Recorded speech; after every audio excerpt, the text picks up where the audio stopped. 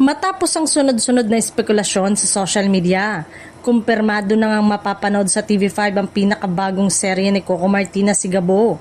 Kaya naman, nabunutan ng tinik ang maraming tagahanga na nag-aabang sa pagbabalik sa primetime ng tambalan ni Coco Martin at Julia Montes.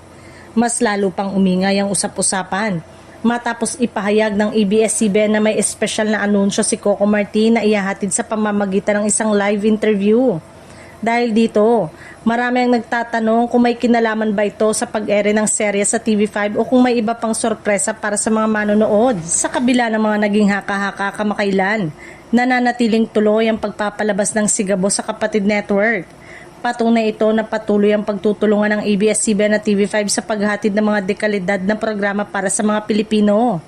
Marami rin ang naniniwalang magiging isa na namang malaking tagumpay ang serye dahil bukod sa pagbabalik tambalan ni Coco at Julia, tampok din dito ang malalaking pangalan sa industriya.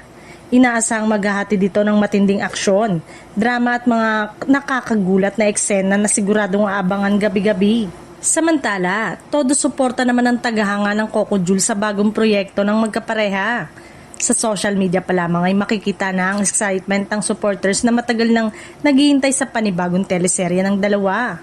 Bagamat kumpirmado na ang pag-ere ng si Gabo sa TV5, marami pa rin ang sabik na malaman kung ano ang nilalaman ng espesyal na anunsyo ni Coco Martin.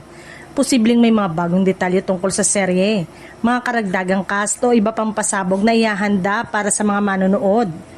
Ano man ang maging laman ng naturang pahayag, isang bagay ang malinaw. Tuloy na ang pagdating ng si Gabo at handa na itong magbigay ng panibagong kabanata sa telebisyon para kina Coco Martin at Julia Montes.